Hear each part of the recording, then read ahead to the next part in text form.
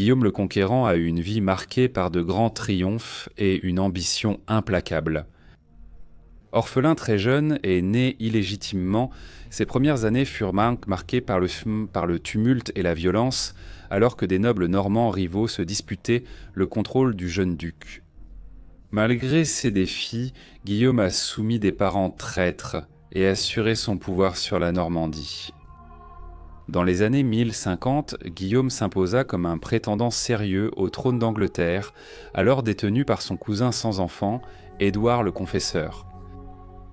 À la mort d'Édouard en janvier de l'an 1066, Harold Godwinson revendiqua la couronne, mais Guillaume affirma qu'Édouard la lui avait auparavant promise et que Harold avait juré de soutenir sa revendication. En septembre de l'an 1066, Guillaume envahit l'Angleterre, battant et tuant Harold lors de la légendaire bataille de Hastings. Le jour de Noël, cette année-là, il fut couronné roi d'Angleterre. Le règne de Guillaume ne fut toutefois pas paisible. Des rébellions éclatèrent, notamment en Northumbrie, menées par Édouard Ætling, le dernier héritier mâle de la maison de Wessex. Guillaume répondit avec une efficacité brutale, culminant avec la tristement célèbre dévastation du Nord. Des villages furent rasés, les récoltes et le bétail détruits, et des populations entières massacrées, laissant jusqu'à 100 000 morts et des rapports de cannibalisme parmi les survivants affamés. Le chroniqueur Oudéric Vitalis écrivit avec amertume « Le roi ne recula devant rien pour traquer ses ennemis. Il fit massacrer de nombreuses personnes et détruisit des maisons et des terres. Je ne peux rien dire de positif sur ce massacre brutal. Dieu le punira. » Même après avoir renforcé son emprise sur l'Angleterre, la dissidence a persisté. Certains comtes normands se sont rebellés contre lui, critiquant sa règle sévère et son illégitimité, et le traitant d'usurpateur. Bien que la rébellion des comtes ait été matée. Plus tard, son propre fils, Robert Courteheuse, s'est rebellé et s'est rangé du côté des ennemis de Guillaume. Il aurait même désarçonné Guillaume au combat, n'arrêtant sa main qu'après avoir reconnu la voix de son père à travers son casque. Bien qu'il ait d'abord été déshérité, sur son lit de mort, Guillaume a finalement pardonné à Robert. Et il reçut la Normandie, tandis que Guillaume le Roux, le deuxième fils, hérita de l'Angleterre. Guillaume était un guerrier inégalé à son apogée. Son leadership rendait les Normands presque invincibles. La chronique anglo-saxonne réfléchit à son héritage. Le roi Guillaume était un homme d'une grande sagesse et d'une puissance redoutable. Plus honoré et puissant que tous ses ancêtres, il était bienveillant envers les bons, mais d'une sévérité implacable envers quiconque osait s'opposer à sa volonté. Voici son histoire. L'ancêtre de Guillaume était le premier duc de Normandie, Rollo. C'était un chef viking qui assiégea la ville de Chartres en l'an 911. Bien que le siège se soit soldé par une défaite pour les Vikings, Rollo et un petit groupe de ses guerriers réussirent à s'échapper et à cause de cela, les raids en France continuèrent. Les Français négocièrent avec Rollo pour mettre fin à la violence, conduisant à la création du duché de Normandie. Rollo fut baptisé et aida le roi Charles le Simple à défendre son royaume, et il prit même le nom de baptême de Robert. Rollo épousa également Gisèle, la fille de Charles, et ses descendants devinrent des chrétiens, perdirent rapidement leur culture viking et devinrent des Normands. Guillaume est né en 1027. Il était le fils de Robert, le duc de Normandie, mais Guillaume était de naissance illégitime, et lorsque son père mourut, il était encore jeune, ayant 7 ou 8 ans. Il succéda à son père en 1035 et assuma le rôle de duc de Normandie. Mais plusieurs de ses proches, dont Guy de Bourgogne, son cousin, pensaient avoir un meilleur droit au titre. Guillaume était soutenu par son grand-oncle, l'archevêque Robert, ainsi que par le roi Henri Ier de France, mais en l'an 1037, l'archevêque mourut et la Normandie sombra rapidement dans le chaos. Certains seigneurs croyaient ainsi qu'en gardant le jeune Guillaume, il contrôlait en fait la Normandie. De nombreux nobles normands menaient leur propre guerre privée durant l'enfance de Guillaume, ce qui donna lieu à de nombreux récits où Guillaume fut caché à maintes reprises dans les maisons de paysans. Ainsi, le règne de Guillaume le Bâtard ne commença pas bien. Il allait connaître plusieurs années de troubles internes. Le chroniqueur Guillaume de Jumièges rapporte que le tuteur du duc, son précepteur et son intendant furent tous tués par des rebelles. Et de nombreux membres de la famille élargie de Guillaume ont tenté de le détrôner. En l'an 1046, les ennemis de Guillaume décidèrent enfin de frapper.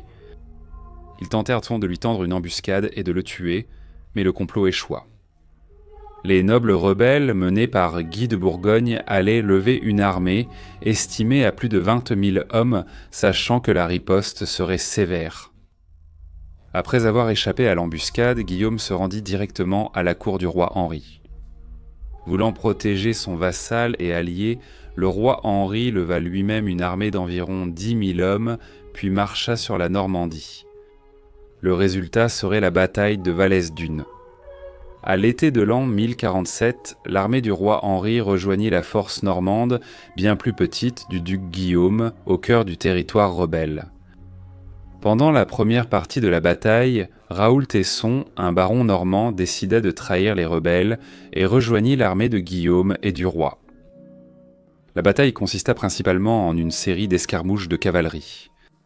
L'armée rebelle était plus nombreuse que l'armée royale, mais elle manquait de commandement.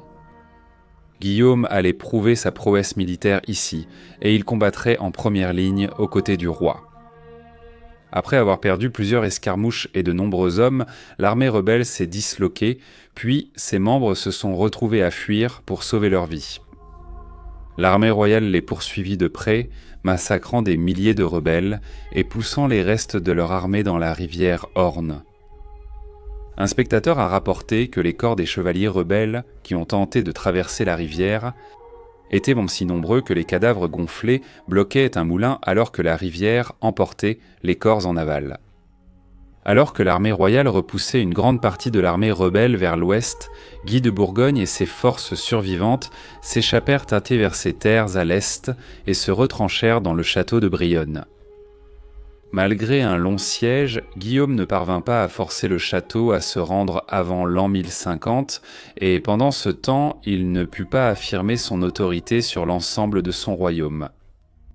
Le roi de France avait soutenu Guillaume à la bataille de Vallès-Dunes, mais en l'an 1052, il décida de se retourner contre Guillaume, craignant peut-être son influence croissante sur la Normandie, et mena une alliance de barons français contre lui.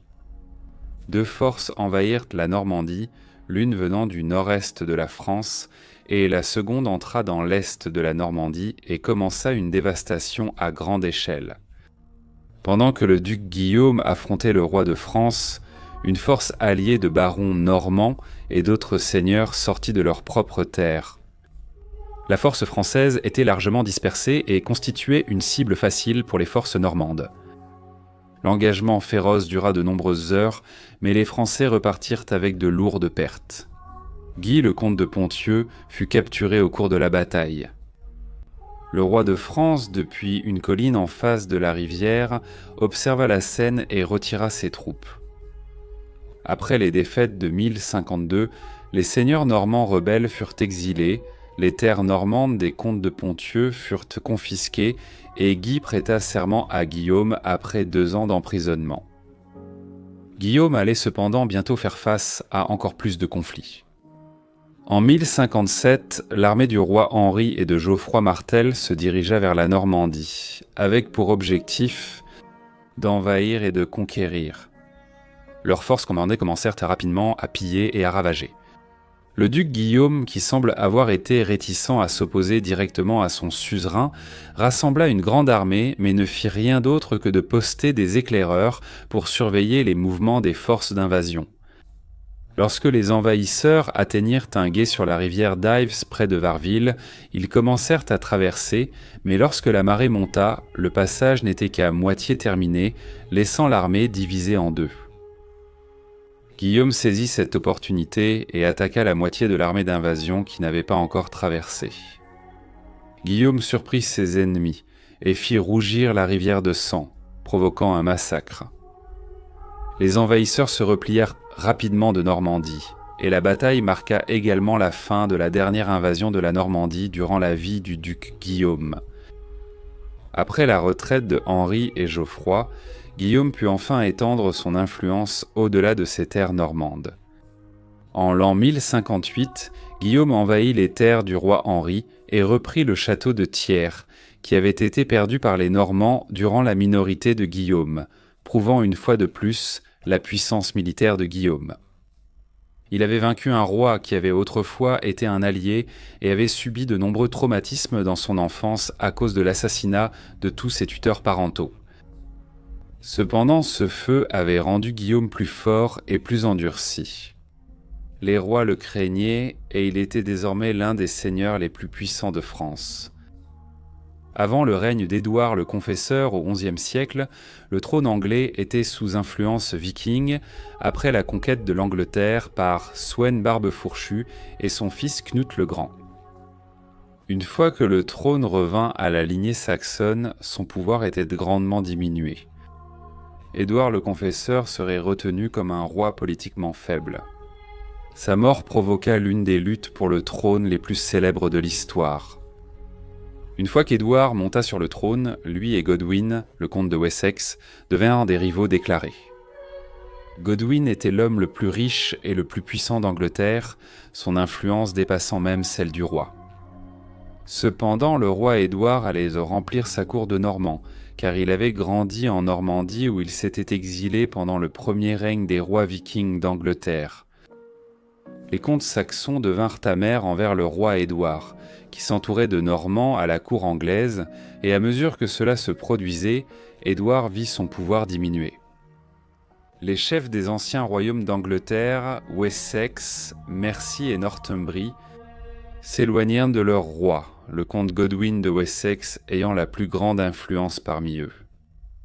Comme Édouard n'avait pas d'héritier, Godwin préparait son fils Harold à devenir le prochain roi d'Angleterre et à la mort de Godwin, son fils Harold Godwinson assumerait le titre de comte de Wessex. En l'an 1064, Harold subirait une visite désastreuse en Normandie.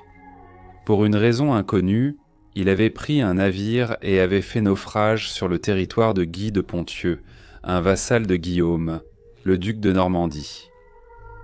Guillaume fit remettre son prisonnier par Guy, puis, comme condition de sa libération, il exigea que Harold lui prête serment d'allégeance.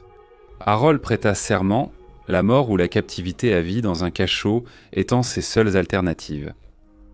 Aux yeux de Guillaume, son accession au trône d'Angleterre serait désormais plus facile. En l'an 1065, Édouard le Confesseur tomba gravement malade et il mourut le 5 janvier de l'an 1066. Plusieurs personnes affirmèrent devoir devenir le prochain roi d'Angleterre. Les revendications au trône de ces hommes étaient fondées sur des marins, sur des liens de sang, des serments, la parenté, et des liens avec d'anciens rois. La revendication au trône était forte. Il y avait Edgar l'Atheling, qui était le petit-fils du roi Edmond Côte-de-Fer et le fils d'Édouard l'Exilé. Édouard l'Exilé mourut en se rendant à la cour anglaise, où le roi Édouard le Confesseur l'aurait désigné héritier. Selon le système de lignée, il était l'héritier légitime, étant un descendant direct d'Alfred le Grand. Cependant, en 1066, Édouard avait une base de pouvoir affaiblie, et ces dernières années, de nombreux Atheling avaient été assassinés ou étaient morts dans des circonstances mystérieuses, tout comme le père d'Edgar, Édouard l'Exilé, et son grand-père Edmond Côte-de-Fer, qui sont morts dans des circonstances mystérieuses. Il y avait aussi Harold Godwinson, chef de la maison de Wessex. Le Wessex était la région la plus riche et la plus puissante d'Angleterre, et Harold lui-même était bien connu à la cour. Il avait agi au nom d'Édouard le Confesseur et avait combattu dans de nombreuses batailles. Il était aussi le commandant militaire le plus digne de confiance de toute l'Angleterre. De plus, selon la légende, on pense aussi que son ancêtre était Ethelred, roi du Wessex, et frère aîné d'Alfred le Grand, la couronne n'ayant été transmise à sa lignée directe que parce que le fils d'Ethelred était alors trop jeune pour régner face à la menace de la grande armée païenne. En Norvège, Harald Hardrada revendiqua également le trône d'Angleterre. Selon lui, Édouard le Confesseur avait usurpé son neveu, le roi Magnus le Bon. Magnus fut choisi héritier du trône du Danemark par Harthacnut. Après l'accord, Magnus croyait que cet accord s'étendait également au trône d'Angleterre. Édouard prit simplement le trône avant Magnus, qui mourrait sans enfant. Le co-roi de Norvège de Magnus était Harald Hardrada, jusqu'à la mort de Magnus, après quoi Hardrada devint le seul roi de Norvège. Hardrada croyait désormais que la couronne d'Angleterre lui revenait de droit, car Édouard avait usurpé Magnus, et ce dernier était maintenant mort. Guillaume, le duc de Normandie, était un autre prétendant au trône. Il affirmait qu'Édouard l'avait non seulement désigné comme prochain roi, mais aussi que Harold Godwinson avait juré sous serment qu'il soutiendrait Guillaume dans sa revendication du trône. Il y avait aussi la relation qui existait entre la Normandie et l'Angleterre. Emma de Normandie était la grande-tante de Guillaume, et Édouard le Confesseur avait passé une grande partie de sa jeunesse en exil à la cour normande. Le lendemain de la mort d'Édouard le Confesseur, il y eut une réunion du Witan pour décider qui deviendrait le prochain roi d'Angleterre. Le Witan était composé d'un groupe de nombreux seigneurs et évêques, et ils examinèrent les mérites des 4 principaux candidats: Guillaume, le duc de Normandie, Harold Godwinson, Edgar Ætheling, le dernier descendant direct d'Alfred le Grand, et Harold Hardrada. Tout le principe de la succession avait été bouleversé par l'intermède des rois vikings, et le Witan ne se sentait plus obligé de choisir un roi issu de la lignée d'Alfred, alors qu'il était évident qu'un homme fort était nécessaire sur le trône et qu'Edgar l'Ætheling n'était qu'un simple garçon. Quelles que soient les promesses qu'Édouard le Confesseur ait pu faire à Guillaume, il a sans aucun doute lui-même désigné Harold comme son successeur. Le lendemain de la mort d'Édouard, Harold fut élu roi par le Witan. Hardrada viendrait pour sa couronne, mais il fut vaincu par Godwinson lors de la bataille de Stamford Bridge. Ainsi, le nouveau roi d'Angleterre prouva qu'il était un stratège et un commandant brillant, et il allait inscrire son nom dans l'histoire.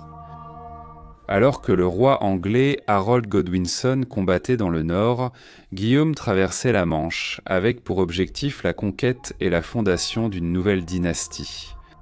Guillaume, duc de Normandie, obtient le consentement du pape Alexandre II pour envahir l'Angleterre et porte la bannière papale, signe du soutien divin. Guillaume a également obtenu le soutien politique de Henri IV l'empereur, du Saint-Empire romain germanique et du roi Sven II de Danemark. Guillaume et sa flotte ont traversé la Manche sans encombre durant la nuit du 28 septembre 1066. Après avoir vaincu Hardrada à Stamford Bridge le 25 septembre, Harold Godwinson a dû marcher vers le sud aussi vite que possible afin d'affronter les envahisseurs normands. Au matin du 14e octobre 1066, Guillaume, le duc de Normandie, a divisé son armée en 3 groupes, archers, fantassins et cavalerie. Les troupes de Harold Godwinson s'approchèrent à couvert de la forêt et prirent position au sommet d'une colline. Grâce à leur position élevée, ils harcelaient tous les soldats tentant de gravir la colline en lançant des javelots. Les Anglais allaient là bientôt former un mur de boucliers, les premiers rangs tenant leurs boucliers serrés les uns contre les autres, voire superposés, pour se protéger des attaques à distance. La bataille débuta lorsque les archers normands tirèrent vers la colline, mais le mur de boucliers anglais arrêta aisément les flèches. Ensuite, les lanciers normands allaient engager les Anglais dans un combat rapproché. En s'approchant des Anglais, les soldats normands furent accueillis par une volée de javelots, jusqu'à ce que le combat au corps à corps s'engage. Les soldats de Guillaume étaient promptement décimés et ils ne pouvaient pas percer le mur de boucliers, alors la cavalerie normande allait avancer pour les soutenir. La cavalerie ne parvenait pas à briser le mur de boucliers saxon. Bien qu'épuisée, l'armée anglaise était pleine d'entrain, ayant tout juste vaincu Harald Hardrada dans le nord, et elle repoussait les Normands tandis que le sang coulait sur la colline du champ de bataille. Comme les Normands ne parvenaient pas à briser le mur de boucliers anglo-saxons, la bataille commença à tourner à l'avantage des Anglais, et une retraite générale débuta. Une rumeur circula alors affirmant que le duc Guillaume avait été tué au combat. Certaines troupes normandes se replièrent vers la mer, poursuivies par les Anglais, qui quittèrent enfin leur position au sommet de la pente. Voyant la fuite de sa propre armée, Guillaume, bien vivant, ôta son casque pour que tous puissent le reconnaître et traversa ses troupes en retraite, criant et gesticulant. Après avoir été si près de la défaite, les cavaliers normands retournèrent sur la ligne de front et aidèrent Guillaume à mener une contre-attaque contre les forces anglaises qui les poursuivaient. Les Anglais reformèrent leur mur de boucliers et la bataille reprit. La bataille dura des heures et, à la tombée du jour, les Normands tentèrent une ultime offensive pour prendre la Crète. À ce moment-là, de nombreux seigneurs saxons avaient été tués et 2 des propres frères du roi Harold Godwinson étaient tombés au combat. Cela poussa le roi d'Angleterre à se battre jusqu'au bout. Godwinson lui-même se trouvait au cœur des combats, abattant de nombreux soldats ennemis, mais il fut tué dans le chaos de la bataille.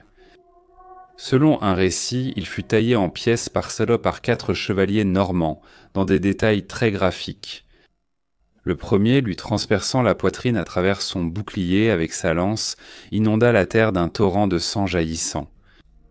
Le deuxième lui trancha la tête sous la protection du casque, et le troisième lui perça le ventre avec une lance.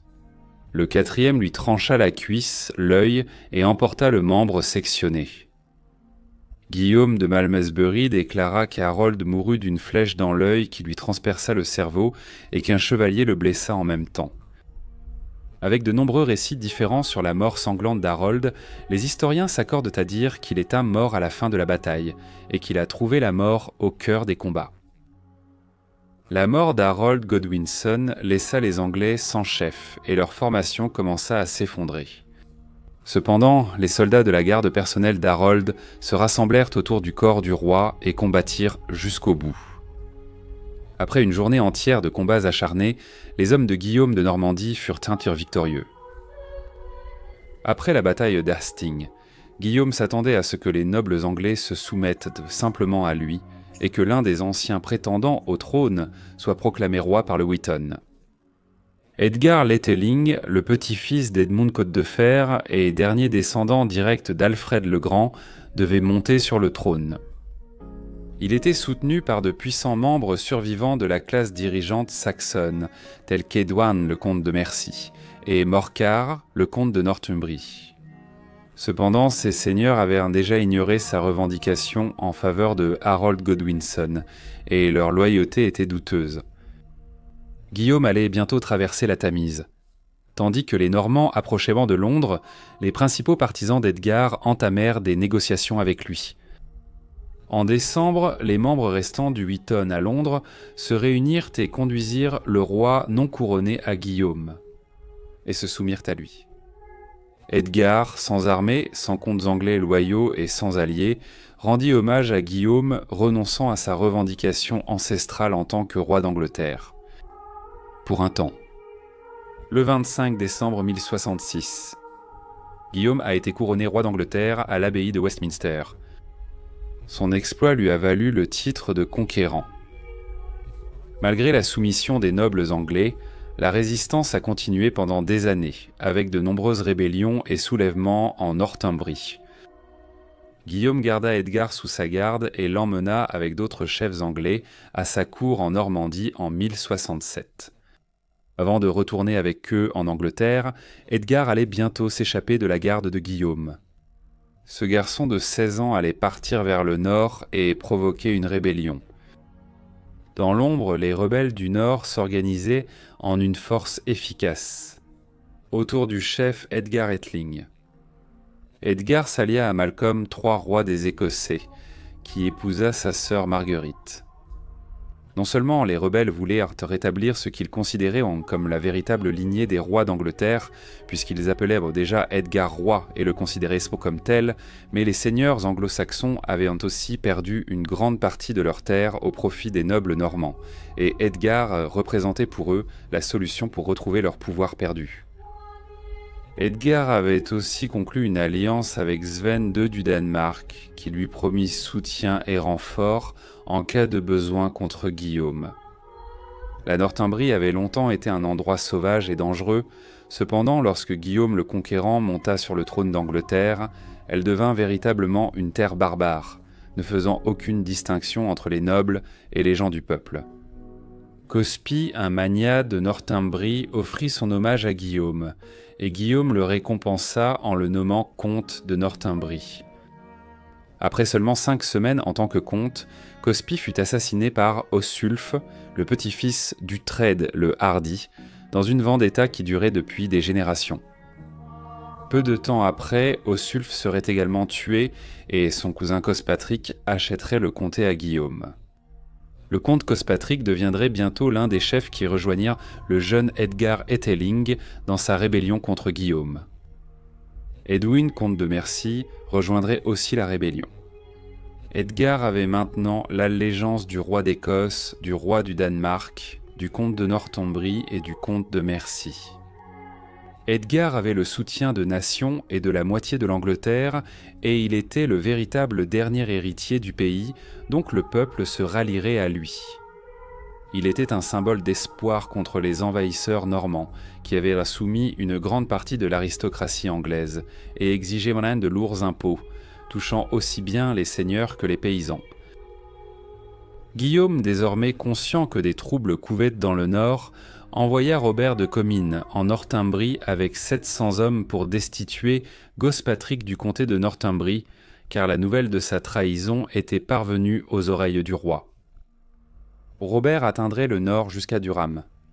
À son arrivée, l'évêque Æthelwyn l'avertit qu'une armée rebelle rôdait dans le nord et se mobiliserait contre lui.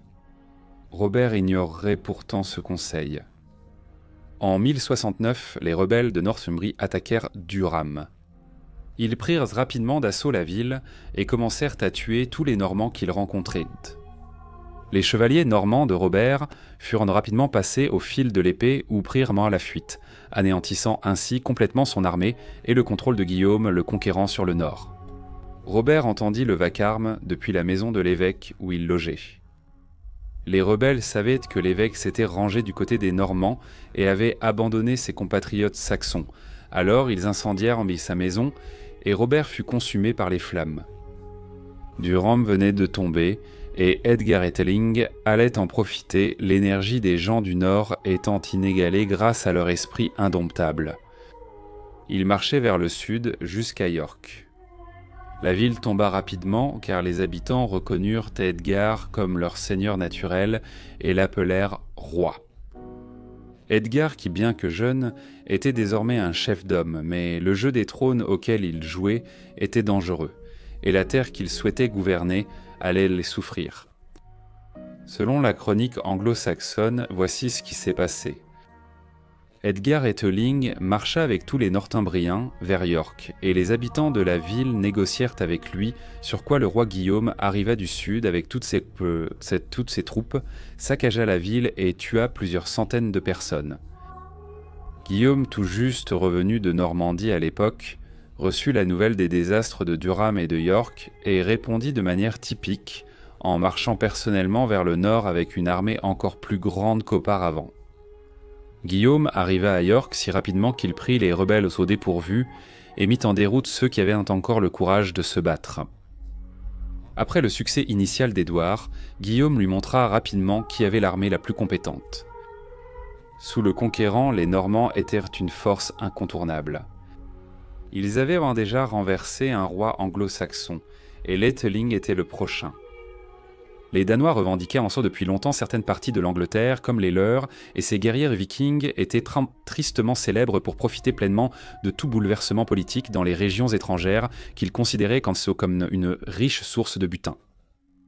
Asbjorn, le frère de Sweyn II du Danemark, a débarqué au large de la côte nord de l'Angleterre avec une flotte danoise d'environ 300 navires en septembre 1069 et Edgar a été rappelé d'Écosse. York devait une fois de plus être le point focal de la rébellion. Les Danois auraient navigué jusqu'à York avec 240 navires où ils rencontrèrent Edgar Ætheleng et le comte Cospatrick de Northumbrie. Dans la chronique anglo-saxonne, ils étaient décrits comme une armée immense. Edgar mena lui-même ses hommes à York, reprenant vite la ville dans un bain de sang. Dans le chaos, le château normand fut démoli, le massacre fut consigné, de nombreux Français tombèrent et de nombreux prisonniers furent emmenés vers les navires des Danois. Edgar avait une fois de plus vaincu les forces de Guillaume et avait repris le nord. C'était la plus grande défaite normande de toute la conquête et désormais la menace la plus sérieuse pour le règne de Guillaume en Angleterre. Guillaume rassembla une armée et marcha. Lorsque le roi arriva enfin à destination, il trouva une ville vide. Les Danois s'étaient repliés le long de la Trane avec leurs immenses richesses d'York, tandis qu'Edgar et ses alliés étaient partis. Sans flotte à lui, Guillaume ne pouvait pas poursuivre les Danois, alors il revint à l'ancienne politique des rois anglo-saxons et les paya pour qu'ils quittent les côtes anglaises. Pour montrer clairement à tous ceux qui s'intéressaient au nord de l'Angleterre, Guillaume décida de passer Noël 1069 à York, allant même jusqu'à y déplacer la cour royale. Guillaume disait au pays que le nord lui appartenait et qu'il le garderait par tous les moyens nécessaires. Le conquérant tourna alors son attention vers les rebelles, car il n'était pas prêt à affronter son armée lors d'une bataille rangée. Alors Guillaume allait employer une stratégie qui anéantirait son ennemi, mais qui entacherait aussi son âme à jamais. Edgar riposterait et mènerait un raid maritime dans le royaume de Lindsey, qui était un petit royaume anglo-saxon ayant été absorbé par la Northumbrie. Edgar prouverait à nouveau sa valeur et mènerait lui-même ses hommes au combat, afin de prouver davantage qu'il était digne d'être roi. Cependant, le raid se termina en désastre, la plupart des partisans d'Edgar étant tués. Edgar lui-même réussit à s'échapper vivant avec une poignée de fidèles royaux, puis rejoignit le gros de son armée. Au début de l'an 1070, Guillaume marcha contre Edgar et les autres chefs anglais qui s'étaient réfugiés avec leurs derniers partisans dans une région marécageuse et il les mit en fuite. Edgar retourna alors en Écosse. Le roi Guillaume se lassait de la rébellion dans le nord. C'était comme si la région avait déclaré son indépendance, alors le conquérant allait agir pour briser les nordistes, tant physiquement que moralement. Audric Vitalis était un moine né dans le Shropshire en 1075 d'une mère saxonne et d'un père normand. Il était un chroniqueur qui a écrit l'une des grandes chroniques contemporaines des XIe et XIIe siècles sur la Normandie et l'Angleterre anglo-normande. Il vantait souvent le roi Guillaume dans ses écrits, mais a écrit ceci sur le saccage du Nord. Le roi n'a reculé devant rien pour traquer ses ennemis. Il a massacré de nombreuses personnes et détruit des maisons et des terres. Nulle part ailleurs il n'avait montré une telle cruauté, et à sa honte, il n'a fait aucun effort pour maîtriser sa fureur, et il a puni les innocents avec les coupables. Il a ordonné de brûler récoltes, troupeaux, outils et nourriture. Plus de 100 000 personnes sont mortes de faim. J'ai souvent fait l'éloge de Guillaume dans ce livre, mais je ne peux rien dire de bon sur ce massacre brutal. Dieu le punira. Les rebelles restants au nord de l'Angleterre ont été traqués puis exécutés ou torturés sans pitié. Le nord est redevenu une terre sans loi, où les gens étaient forcés de manger tout ce qu'ils pouvaient, des chiens jusqu'aux cadavres humains. Oui, les Northumbriens ont eu recours au cannibalisme pour survivre. Le nord était en feu, des villages entiers et des champs étaient brûlés, des hommes, des femmes et des enfants passés au fil de l'épée, ou peut-être ont-ils subi un sort encore pire, dépérissant jusqu'à ce que la mort les emporte. Les alliés d'Edgar perdirent leur pouvoir. Le roi Sweyn II du Danemark avait été acheté par Guillaume, et le nord était en feu. Edgar repartirait en Écosse avec ses alliés. En chemin, le comte Edwin de Mercie fut assassiné, trahi par sa propre suite. Gospatrick, le comte de Northumbrie de Malais, ne pouvait ni nourrir ni transporter une armée, car ses terres ont été réduites en cendres, et le moral de son peuple était brisé. Edgar reste en sécurité en Écosse jusqu'en 1072. Guillaume allait alors envahir l'Écosse, dont le roi était le dernier rebelle ayant une grande influence. Il força alors le roi Malcolm à se soumettre à sa suzeraineté. Les termes de l'accord prévoyaient tant que l'expulsion d'Édouard d'Angleterre, sous peine de mort. La rébellion d'Édouard était terminée. Maintenant sans alliés, il s'embarqua pour la France. Mais le malchanceux Édouard fit naufrage sur la côte anglaise à cause d'une violente tempête. Il réussit encore une fois à s'échapper en Écosse, où Malcolm le persuada de faire la paix avec Guillaume, et il retourna en Angleterre comme son sujet, abandonnant toute ambition de retrouver le trône de ses ancêtres. Guillaume forgea sa nouvelle dynastie, et l'impact de sa conquête de l'Angleterre fut profond, laissant des changements durables dans l'Église, l'aristocratie, la culture et la langue du pays. La conquête rapprocha l'Angleterre de la France, établissant des liens qui persistèrent tout au long du Moyen Âge. Son administration a fusionné des aspects de la gouvernance anglaise et normande, créant un nouveau système qui a jeté les bases du futur royaume d'Angleterre médiéval. Son massacre du peuple de Northumbrie, connu sous le nom de Dévastation du Nord, est ce qui lui a permis de consolider son pouvoir. En l'an 1075, alors que le roi Guillaume était en Normandie, une rébellion éclata en Angleterre.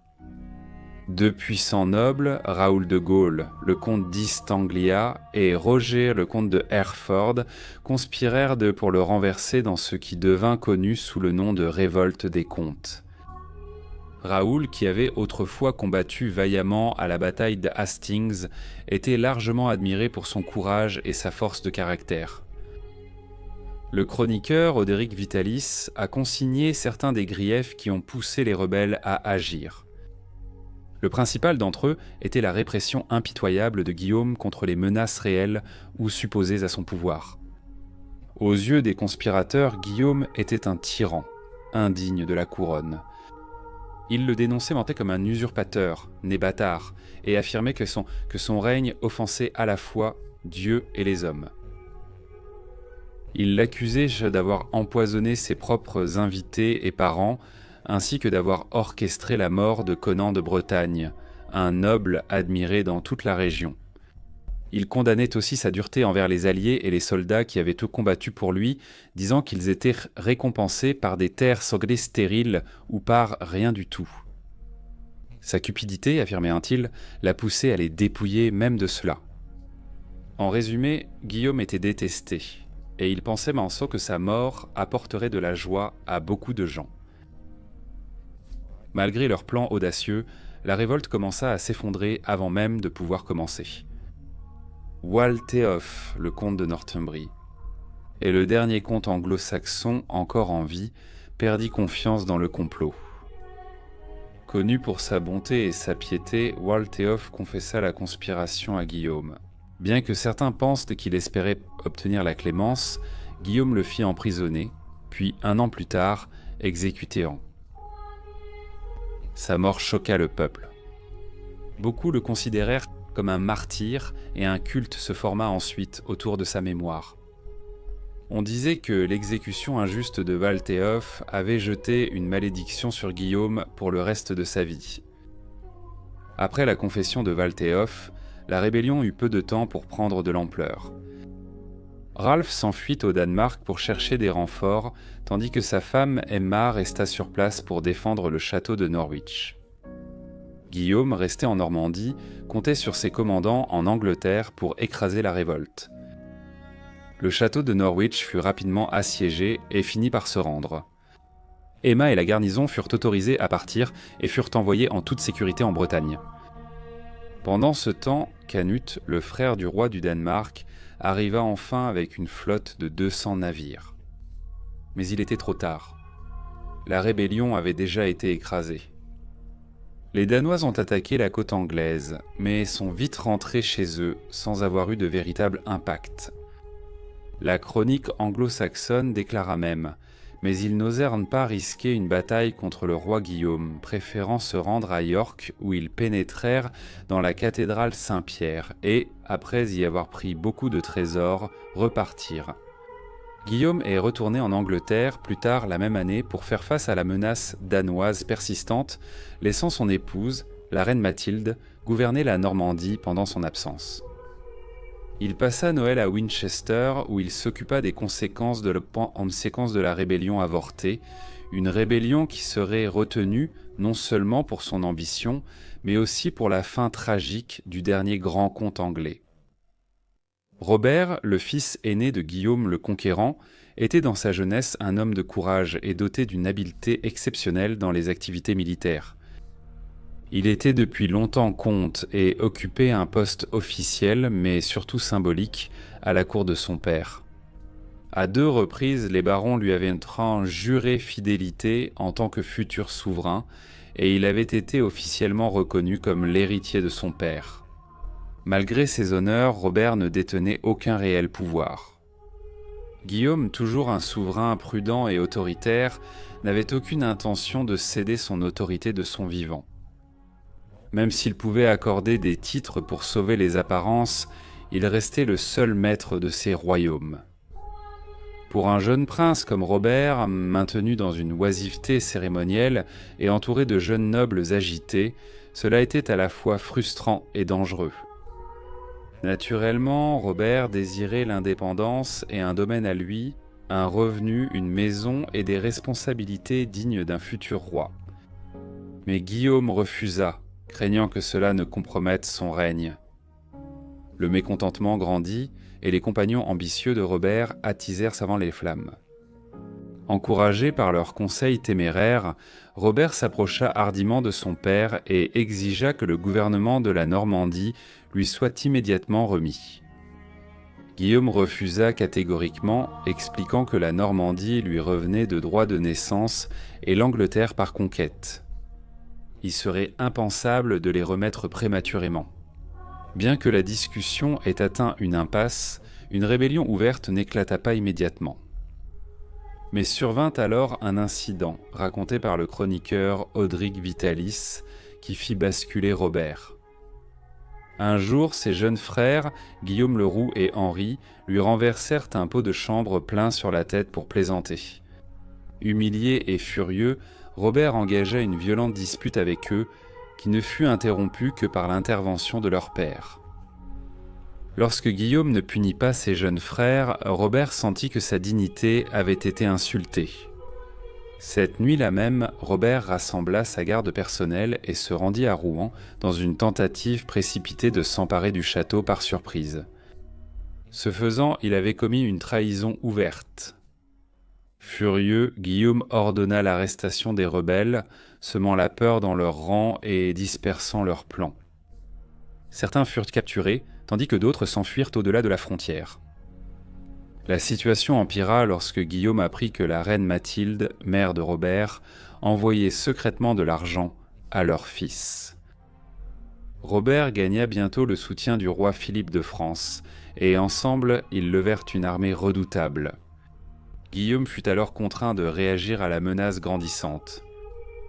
Les rebelles menaient encore des raids sur sa frontière nord-est, semant la peur dans la campagne. En réponse, il posta des troupes près de la frontière et, déterminé à les arrêter, il marcha pour assiéger la forteresse de Jéroboam en plein hiver, juste après Noël de l'an 1078. Pendant 3 semaines, le siège se poursuivit, comme c'était la coutume à l'époque. Des chevaliers des 2 camps lancèrent des défis officiels, et des combats à petite échelle éclatèrent entre des guerriers soigneusement choisis. Finalement, les défenseurs lancèrent une contre-attaque audacieuse, attirant l'armée assiégeante dans une bataille à découvert. Dans les combats acharnés qui suivirent, le père et le fils se retrouvèrent face à face. Le vieux conquérant, bien qu'il fût vétéran de nombreuses batailles, ne faisait pas le poids face à son fils jeune et talentueux. Guillaume fut blessé au bras ou à la main et son cheval fut tué sous lui. Un récit raconte que Tokig, un Anglais loyal, s'est précipité avec un autre cheval pour sauver le roi, mais il fut abattu par une flèche ennemie quelques instants plus tard. Une autre version de l'histoire affirme que Robert, reconnaissant la voix de son père, mit pied à terre et offrit son propre cheval pour que le roi puisse s'échapper. Les forces royales furent bien vaincues, beaucoup furent tués ou capturés, y compris le jeune frère de Robert, Guillaume le Roux, qui fut blessé. Ce fut une déroute totale, et l'armée de Guillaume prit la fuite. La défaite fut une humiliation amère pour le long et glorieux règne de Guillaume. Non seulement il avait perdu sa première bataille, mais il avait aussi été vaincu par son propre fils lors d'un combat singulier. Guillaume de Malmesbury l'a même décrite comme le seul véritable désastre de la carrière du conquérant. Furieux non seulement par la trahison, mais aussi par la honte personnelle d'avoir été blessé et désarçonné par son propre fils, Guillaume aurait lancé une terrible malédiction contre Robert, jurant de le déshériter à jamais. On ne sait pas grand-chose des déplacements de Guillaume entre les années 1082 et 1084. L'historien David Bates suggère que ce manque de détails signifie probablement qu'il ne s'est rien passé de particulièrement remarquable, et que la plupart des événements ont eu lieu sur le continent hors de l'attention de la chronique anglo-saxonne. Une chose qui s'est produite, c'est qu'en l'an 1082, Guillaume fit arrêter son demi-frère Eudes.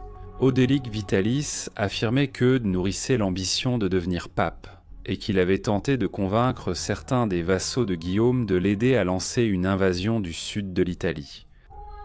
Un tel acte aurait sapé l'autorité du roi, et Guillaume ne pouvait pas le tolérer.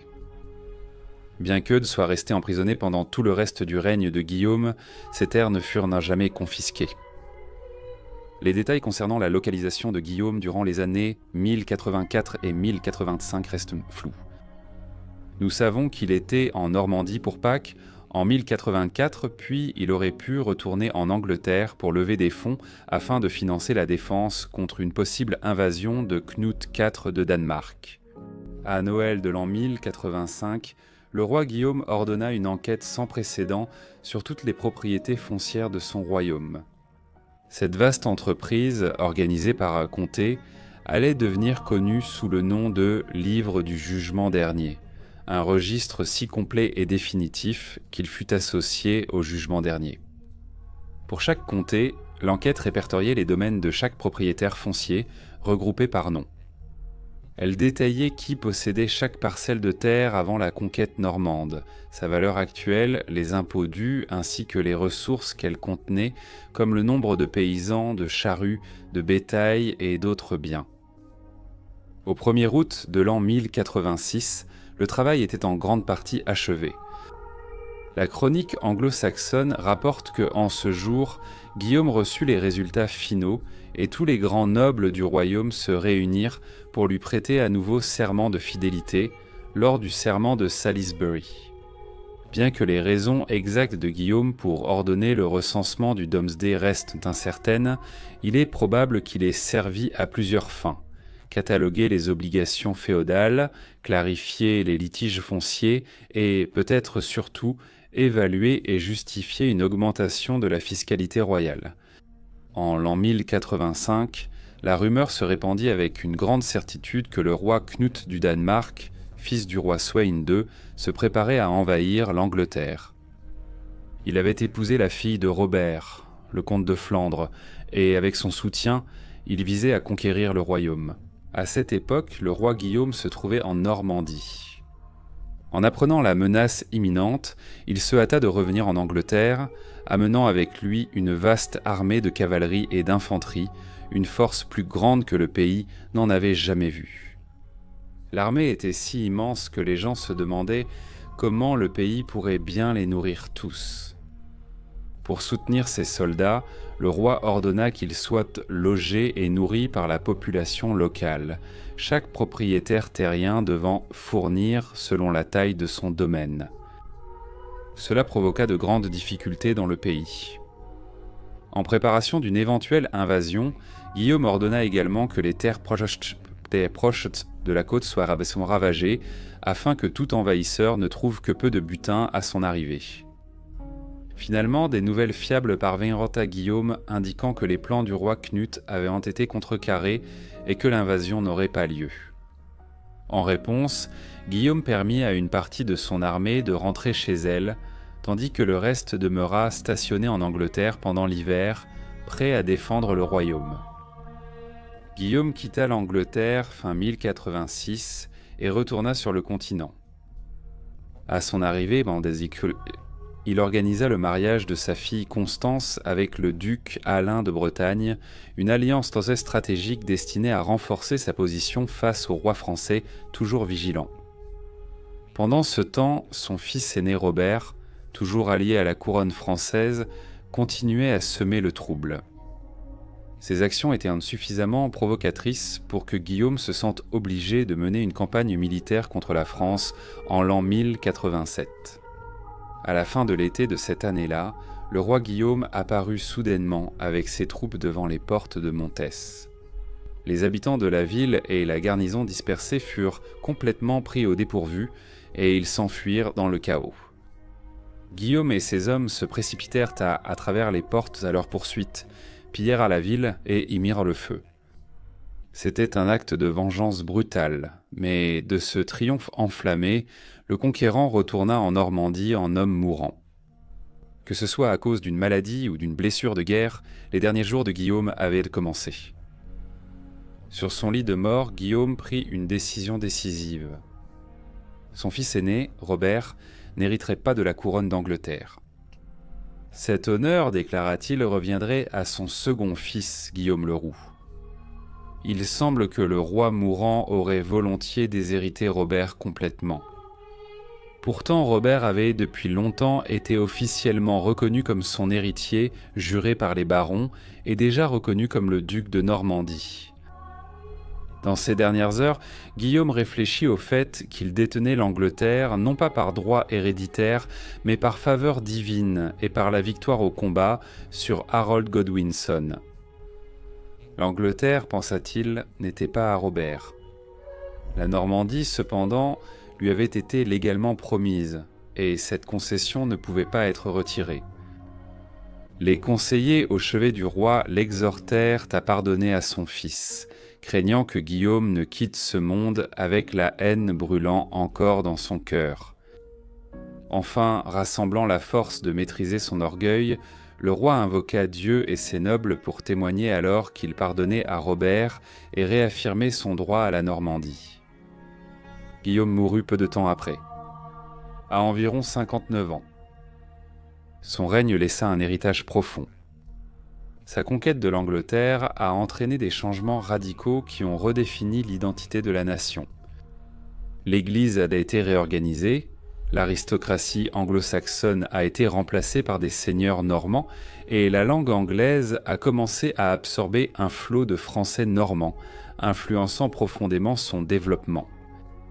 Sur les plans culturels, politiques et linguistiques, l'Angleterre a été transformée d'un royaume anglo-scandinave en un royaume anglo-normand. Le règne de Guillaume a également réorienté la place de l'Angleterre dans le monde. Les liens avec la Scandinavie se sont estompés, remplacés par des relations plus étroites avec l'Europe continentale, en particulier avec la France. Son règne a jeté les bases de la monarchie anglaise médiévale en mêlant les traditions normandes et anglo-saxonnes dans un nouveau système de gouvernance. Après sa mort, Guillaume est resté une figure controversée. Des chroniqueurs comme Guillaume de Poitiers ont loué sa sagesse et sa force, tandis que la chronique anglo-saxonne offrait une vision bien plus critique, condamnant son règne autoritaire. Mais un fait demeure clair. La conquête de Guillaume n'a pas été simplement un changement de roi, mais une transformation d'une nation. La chronique anglo-saxonne offre cette réflexion sur le roi Guillaume dans ses derniers jours. Si quelqu'un souhaite comprendre quel genre d'homme était le roi Guillaume, la gloire qu'il a atteinte et les nombreuses terres sur lesquelles il a régné, alors décrivons-le, nous qui avons autrefois contemplé son visage et marché dans ses salles. Ce roi Guillaume dont nous parlons maintenant était un homme d'une grande sagesse et d'une puissance redoutable, plus honoré et puissant que tous ses prédécesseurs. Il était bienveillant envers les bons, ceux qui aimaient tes dieux et marchaient dans la droiture, mais il était d'une sévérité implacable envers quiconque osait s'opposer à sa volonté. Je voudrais adresser un immense merci à tous mes membres. Votre contribution est précieuse pour la continuité de la chaîne, et je vous apprécie tous énormément. Un remerciement spécial à John Seitz. J'espère que vous avez tous apprécié la vidéo. Si c'est le cas, aimez, abonnez-vous, partagez et retrouvez-moi la semaine prochaine pour un nouvel épisode de History Profiles.